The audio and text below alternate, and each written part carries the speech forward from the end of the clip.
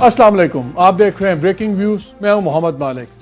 मुझे आज जेन्युइनली समझ नहीं आ रहा कि प्रोग्राम कहाँ से शुरू करूं। क्या मैं कैप्टन सफदर के उस बसाखेज बयान से शुरू करूं जहाँ से उन्होंने कहा कि जो 12 साल का बच्चा ट्रैफिक एक्सीडेंट में मारा गया गुजरात में नवाज शरीफ साहब की सिक्योरिटी प्रोटोकॉल के अंदर, वो तहरीक पाकिस्तान का मुजाहिद है, जैसे जनरल डवायर की गाड़ी के नीचे आ गया हो बेचारा मासूम, या उसको साइमन कमीशन वालों ने उसको मार दिया हो, या इससे बात की जाए कि जो फॉर्मर प्राइम मिनिस्टर साहब ने बात की कि मुझे किस बात पे निकाला गया, मैं तो तनख्वाह भी नहीं ली, हालांकि कागजात में अकाउंट्स कुछ और बात करते हैं, या सबसे उस अलार्मिंग बात पे बात करें जो उन्होंने आज जजेस को और पूरे क्राउड को हज़ारों के मजमे के सामने उन्होंने ऐसा लगता था जैसे जजेस को एक कटहरे में खड़ा कर दिया सुप्रीम कोर्ट को, और जिनको उन्होंने कौम का दुश्मन, मुल्क का दुश्मन, कानून का दुश्मन और एक काबिल तज़हीक, एक ऑब्जेक्ट ऑफ रिडिक्यूल जिसको अंग्रेजी में कहते हैं, वो बनाया है।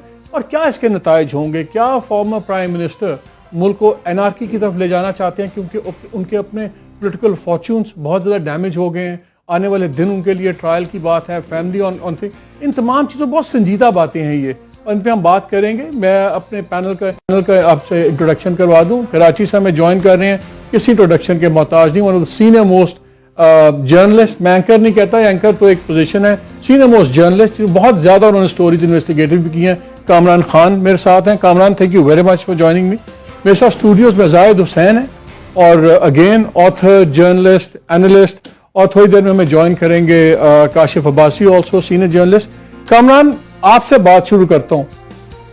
पॉलिटिकल जो सिचुएशन चल रही है, ये किसी ने मुझे कहा कि ये शायद फॉर्मर प्राइम मिनिस्टर अपना अर्दोगान मोमेंट ढूंढ रहे हैं।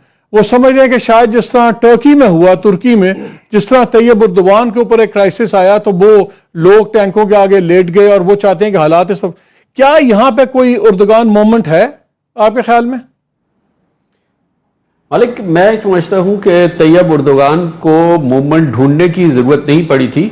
मूवमेंट ने तैयब उर्दोगान को ढूंढा था। तैयब उर्दोगान लोगों को ढूंढने नहीं आए थे, लोगों ने तैयब उर्दोगान को ढूंढा था। तैयब उर्दोगान की आवाज देने से पहले लोग सड़कों पर निकल आए थे, और पूरे तुर्की में लोग उनकी हिमायत में सड़कों पर आ गए थे। और ये बड़ी इंपॉर्टेंट बात यह है कि उसमें सिर्फ उनके हिमायती और उनकी जमात के हिमायती नहीं थे, बल्कि हिज़्ब इख्तिलाफ के लोग भी उनकी हिमायत के लिए बाहर आ गए थे। तो ये एक होता है पॉपुलर लीडर। एक पॉपुलर लीडर की पॉपुलैरिटी की वजह उसके अवाम और उसके फॉलोअर्स उससे बेइंतहा मोहब्बत करते हैं। उनको बाहर निकालने की जरूरत नहीं पड़ती, वो खुद दीवाना वार बाहर निकल आते हैं, जैसा कि हमने तुर्की में देखा और बारहा देखा। इसलिए इसकी कोई कंपैरिजन नहीं हो सकती। जनाब नवाज शरीफ का ये जो काफिला चल रहा है, और जिस उसको जाहिर है कि वो उसका और तैयब उर्दोगान के साथ जो वक्त आया, और उस तरह से जिस तरह से तुर्की के लोग बाहर निकले, इसका आपस में कोई मवाजना नहीं है। ये दो तीन मैं जुमले ज़रा रिपीट करना चाहता हूं जो आज नवाज शरीफ साहब ने कहे, जो बड़े ही अलार्मिंग थे। उन्होंने शुरू ही अपनी तकरीर उससे की कि मैं उस अदालत में तो कोई अपील ही नहीं है, मैं तो आपकी अदालत में आया हूं। उन्होंने कहा पाकिस्तान, सारे पाकिस्तान ने उसको रिजेक्ट कर दिया, उस फैसले को, कोई सुन सकता है तो सुन ले। फिर उन्होंने कहा कि उन्होंने कहा आपके वोट को रोंदा गया कि ये है इसकी वक़्त। फिर उन्होंने कहा 5 लोगों ने करोड़ों लोगों के जो मैंडेट है उसको उन्होंने रुस्वा किया, क्या आपको मंजूर है? फिर उन्होंने कहा क्या ये तजलील कबूल करोगे? फिर उन्होंने कहा कि अगर इसका मुकाबला होना चाहिए, क्राउड ने कहा होना चाहिए। फिर उन्होंने कहा अगर मैं इस पर कॉल दूंगा आओगे? उनका बिल्कुल आओगे। लगता था एक विजिलेंटिज्म चल रहा है। एक जब प्राइम मिनिस्टर होता है उसका एक ओथ ऑफ ऑफिस भी होता है, वो ऑफिस ओहदे के आने जाने से नहीं होता। क्या आपके ख्याल में हो रहा है? क्या वो नवाज शरीफ साहब इतना ज्यादा जान के इशू बना रहे हैं कि कोर्ट्स को बेट करे कि कोर्ट मजबूर हो जाए, सुप्रीम कोर्ट कंटेम्प्ट में बुला ले, फिर ये कहें देखें पहले एक टेक्निकल चीज में निकाला, अब मेरे पीछे पड़ गए कंटेम्प्ट में? क्या ये बेट कर रहे हैं कोर्ट को, एक उसको दाना डाल रहे हैं, मजबूर कर रहे हैं कोर्ट को? मेरे ख्याल में मालिक, ये जो भी कर रहे हैं थोड़ा देर से कर रहे हैं। ये इसमें जो जिस वक्त ये सब कुछ करने का वक्त था, ये शायद ये अब उन्होंने बहुत देर कर दी है।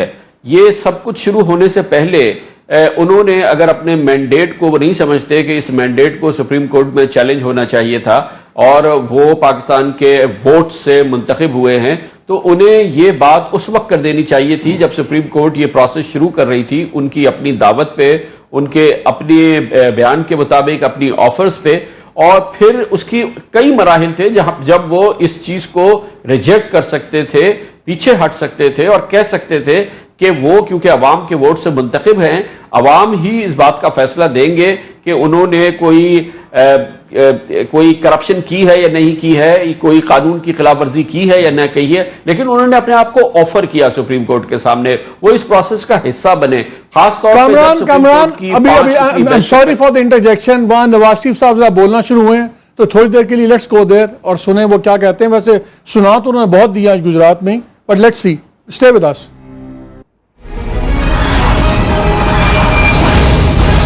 होगी आपने एक स्टेट विद इन स्टेट थी जिसको आपने जद लगाई है, बड़ी जाती है। अच्छा, anyway, coming back to that, एक और चीज मेरी, आपने कादरी साहब की बात की। देखिए कादरी साहब अब वही कर रहे हैं जो मियां साहब कर रहे हैं।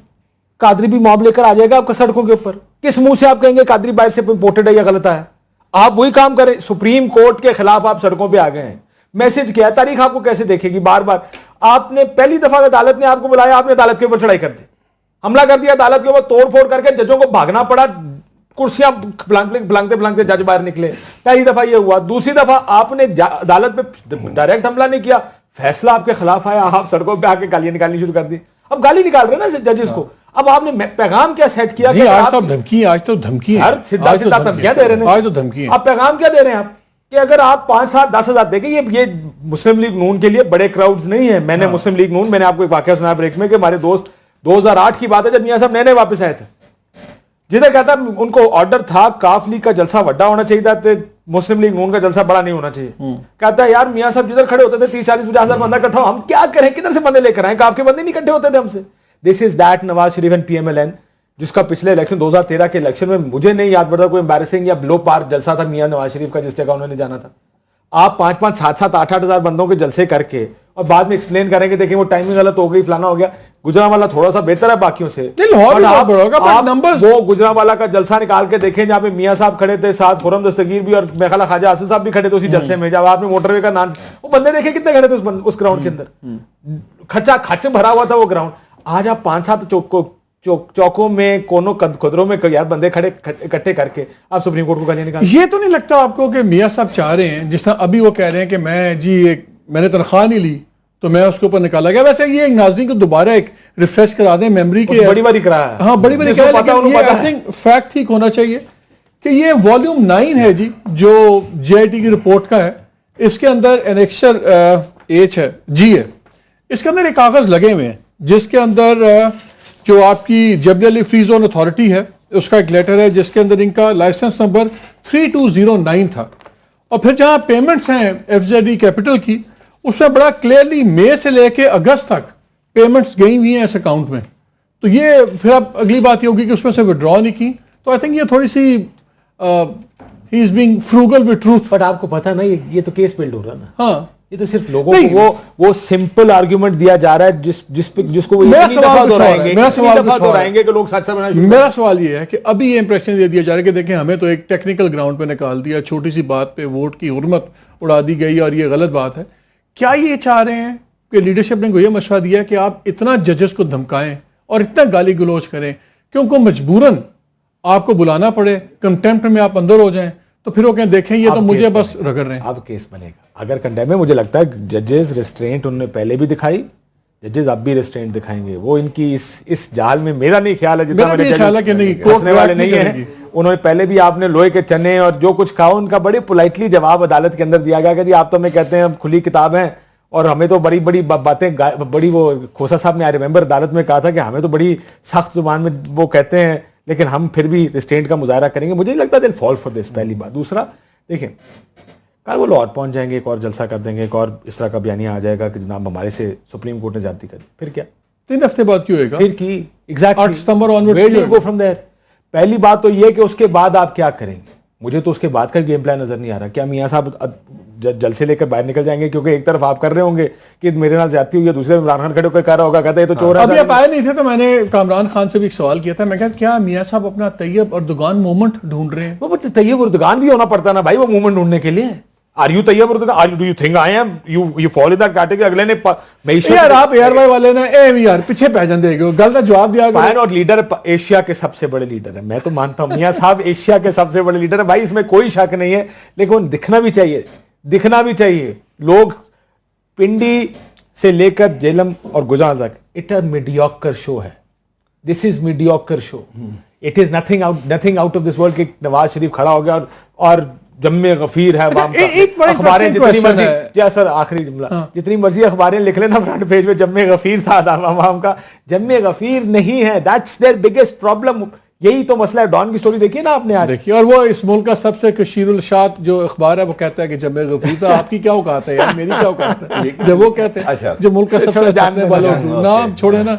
अच्छा, दूसरा ये बताएं, एक बड़ा इंटरेस्टिंग क्वेश्चन किसी ने मुझे भेजा, उन्होंने कहा कि जी अगर बेगम साहबा लड़ेंगी इलेक्शन या मरियम लड़ती हैं तो कौन सी एसेट्स आप दिखाएंगे, दाखिल कौन से करेंगे? वो एसेट्स जिनको सुप्रीम कोर्ट नहीं मानती, वो एसेट्स जो से JIT जब नैब के पर्व्यू में आ गए हैं, तो एसेट्स कौन से आप दिखाएंगे? शायद खड़ा नहीं किया है। असल बात यह है कि एक और जो है इसके पीछे जो आप बात कर रहे थे कि मसलियत क्या थी, कुलसुम नवाज साहब खड़े करने की वजह यही थी कि इस वक्त एक लिहाज से अनटेंटेड है, इसमें इन तमाम चीज़ों में उनका नाम कहीं नहीं आया।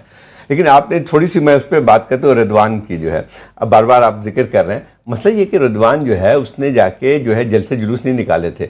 रिदवान का जैसी जो है पहला नजर आया, उनको टैंक्स नजर आया, उसके चंद घंटों के अंदर अंदर लोग स्पॉन्टेनियसली निकल आए थे सड़कों पे। ये नहीं हुआ था कि तो ये तो हो सकता ना कि ये चाह रहे हो कि मैं पहले लोगों को निकालूं, उन लोगों को देख के शायद टैंक निकल आए, फिर उन टैंकों के आगे लोग आ जाएं। ये भी तो हो सकता है। दूसरी बात, एक बहुत बड़ा फर्क है फिर रिदवान एक सवाल पूछने की जरूरत नहीं। अच्छा ये ना बनने की गल हुई ना। अच्छा, एक और बात भी है कि अचानक नहीं हुआ। बात यह है कि आप एक तकरीबन 8 महीने से तो मुझे मेरा प्रोड्यूसर पागल हो गया ब्रेक का कह के, वो मेरे से नाराज हो जाएगा। अच्छा, ब्रेक लेते हैं, फिर वहीं से आके दोबारा बात शुरू करते हैं। मीन टाइम ब्रेक के अंदर मैं काशिफ वासी को कहूंगा कि उल्टे सीधे सवाल आइंदा नहीं होंगे आखिरी ब्रेक में। हमारे साथ रहिएगा।